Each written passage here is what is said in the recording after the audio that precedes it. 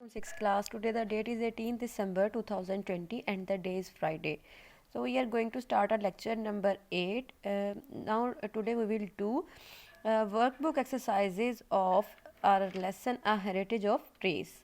So let's start. Our question number 1 is rewrite the sentence using a phrase of similar meaning in place of the adjective or adverb italicized. यानी आपने क्या करना है, आपने sentences को दोबारा से रीराइट करना है, ठीक है। जो एडजेक्टिव या एडवर्ब इटैलिसाइज किए हैं उनको सिमिलर मीनिंग के वर्ड्स के साथ या फ्रेजेस के साथ हमने रिप्लेस करना है, ठीक है।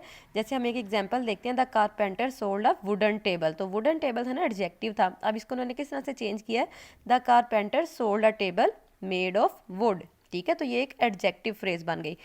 और ये फ्रेजेस के बारे में आप इसकी वर्कबुक में टेक्स्ट बुक में पढ़ चुके हैं, ठीक है।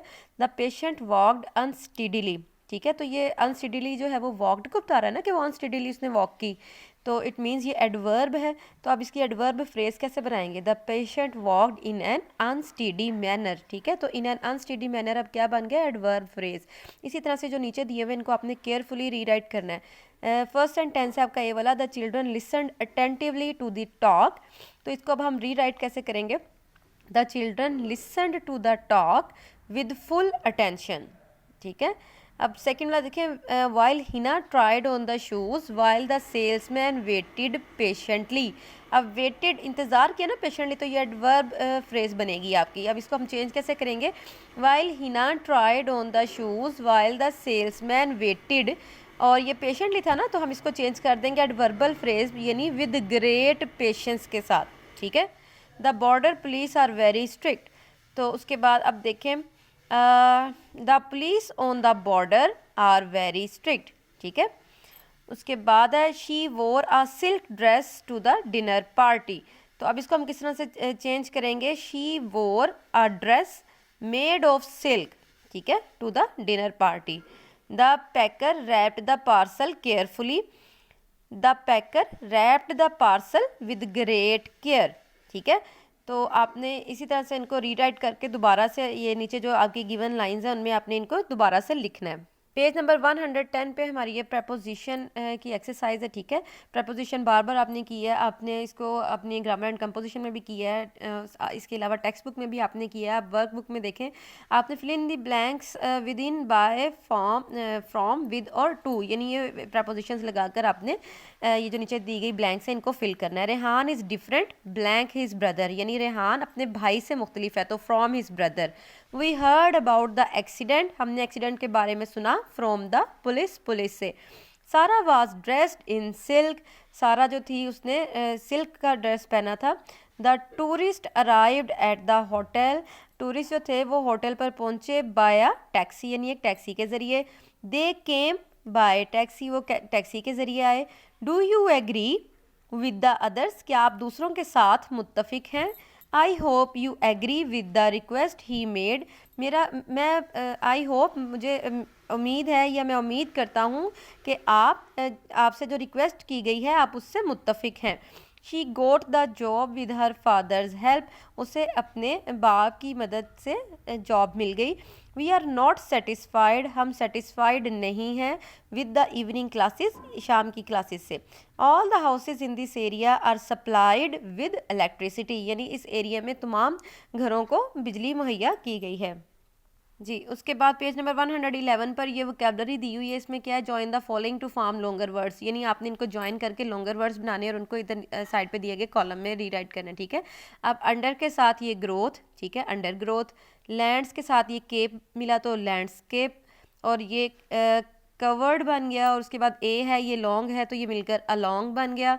और ये फोर जो है इधर गेट के साथ मिलाएंगे फॉर गेट, नोट को ये आइस्ड के साथ मिलाएंगे तो नोटिस्ड बन जाएगा, सम को थिंग के साथ मिलाएंगे तो समथिंग, इन को साइड के साथ मिलाया तो इनसाइड, ठीक है। इस तरह से आपने इनको यहाँ पे साइड पे इस तरह से रीराइट कर लेना है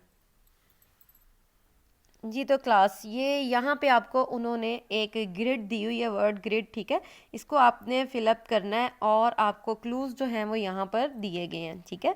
तो हम देखते हैं कि फर्स्ट वाले में क्या आएगा, person who writes the story of the life of someone else bios in Greek means, यानी वो पर्सन जो कि दूसरों की ज़िंदगी के बारे में लिखता है। तो ये आपने पहले भी लेसन में पढ़ चुके हुए हैं, ठीक है, उसको हम बायोग्राफर कहते हैं।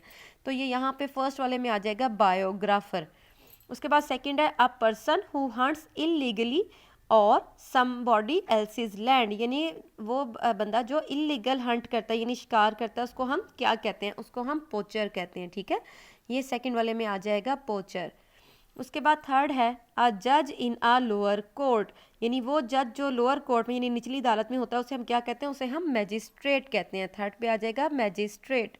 उसके बाद है a person who fourth one है a person who collects stamp, यानी वो पर्सन जो स्टैम्प्स इकट्ठी करता है उसको हम फिलेटलिस्ट कहते हैं, ठीक है, फिलेटलिस्ट। उसके बाद है number 5 a person who writes plays, एक बंदा जो प्ले यानी ड्रामा वगैरह लिखता है उसको हम क्या कहते हैं, उसको हम ड्रामाटिस्ट कहते हैं। फिफ्थ पे आ जाएगा ड्रामाटिस्ट। उसके बाद 6 है a travelling repairer of pots and pans, यानी पोट्स और पैंस को जो रिपेयर करता है उसको हम क्या कहते हैं, उसको हम टिंकर कहते हैं, टिंकर। 6 पे आ जाएगा। उसके बाद 7 है a person who supplies the food drinks etc for a function, यानी किसी फंक्शन में जो ड्रिंक वगैरह सर्व करता है उसको हम क्या कहते हैं, उसको हम केटरर कहते हैं। 7th में आ जाएगा केटरर, ठीक है। उसके बाद 8th है अ पर्सन हु इंस्ट्रक्ट्स और टीच, यानी एक बंदा जो इंस्ट्रक्शन देता है या टीच करता है उसको हम क्या कहते हैं, उसको हम टीचर कहते हैं।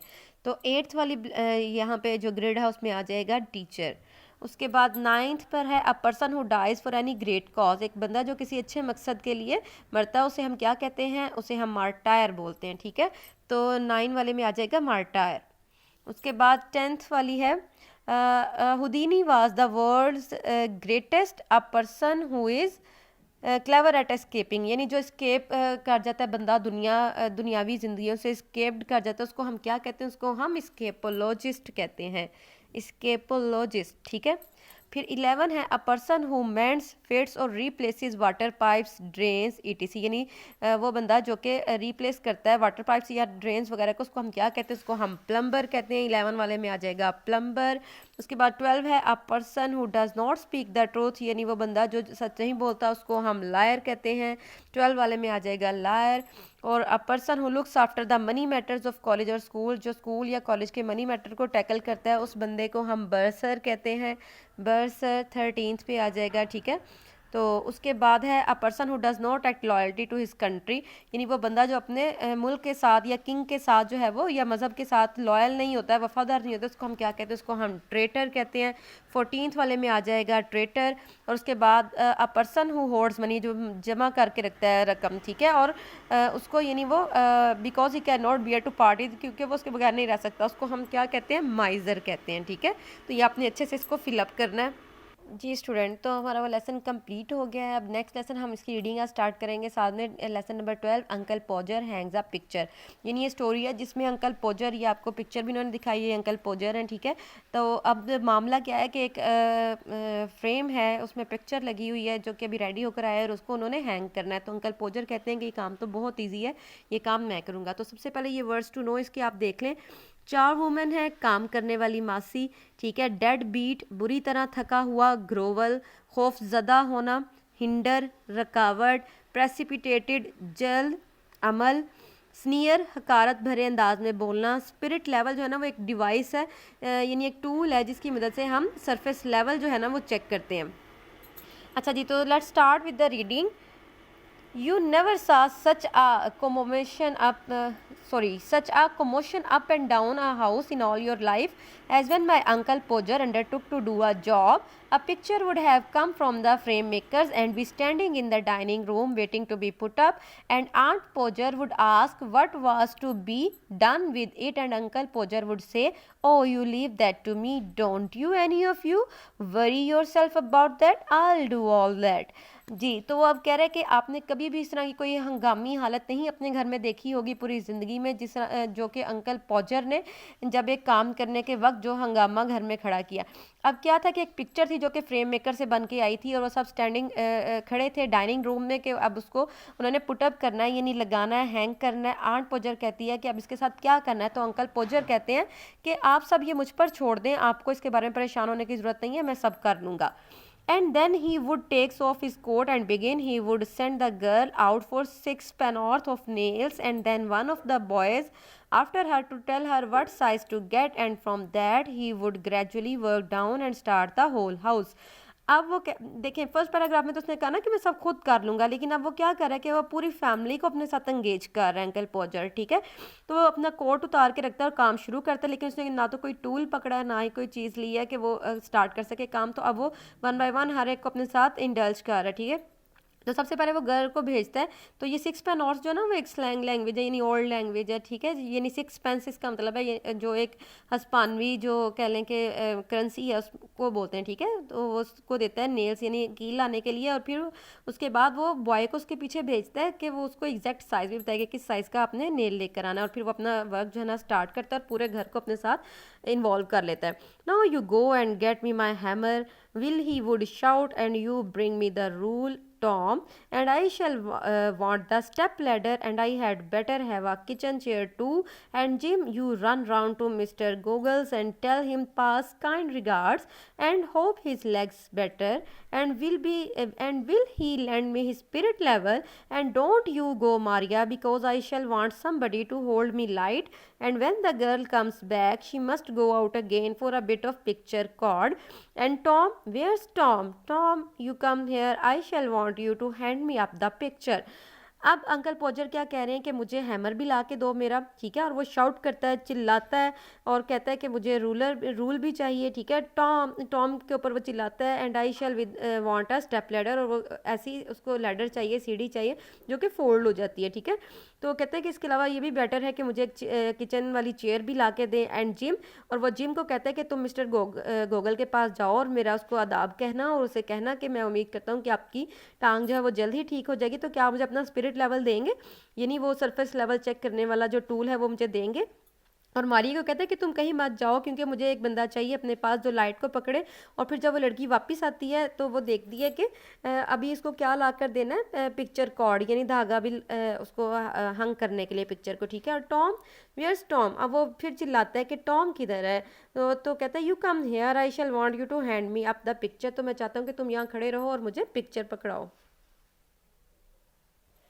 And then he would lift up the picture and drop it, and it would come out of the frame, and he would try to save the glass and cut himself, and then he would spring round the room looking for handkerchief. He could not find his handkerchief because it was in the pocket of the coat he had taken off, and he did not know where he had put the coat, and all the house had to leave off looking for his tools and start looking for his coat while he would dance round and hinder them.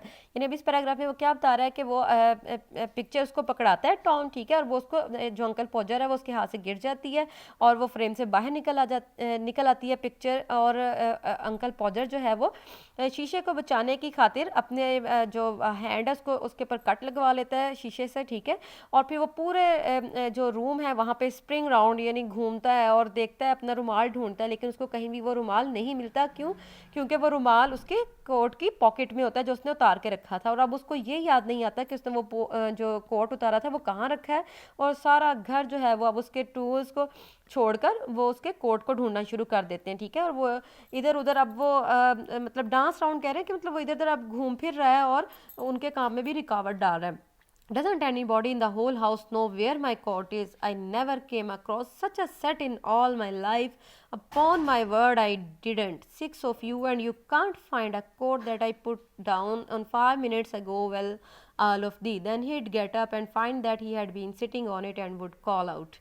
अच्छा जी, अब वो कह रहा है कि क्या कि कोई भी नहीं जानता इस घर में कि मेरा कोट किधर है, और मुझे कभी भी इस तरह के बंदों से मेरा सामना नहीं हुआ अपनी पूरी लाइफ में। मैंने कभी आपके जैसे 6 लोग नहीं देखे, क्योंकि 6 लोग हैं ना उसके इर्द गिर्द खड़े, ठीक है। और वो कह रहा है आप 6 लोग हो और आप लोग एक कोट नहीं मेरा ढूंढ सकते हो जो मैंने अभी 5 मिनट पहले कहीं रखा है। और फिर जब वो चेयर से खड़ा होता है तो वो देखता है कि वो खुद उस कोट के ऊपर बैठा हुआ था, ठीक है। तो यहाँ तक आपने रीडिंग करनी है, और जो वर्कबुक से हमने एक्सरसाइज की है उसको आपने अच्छे से लर्न करना है, जितने भी वर्ड्स मीनिंग्स हैं उनको आपने अच्छे से लर्न करना है।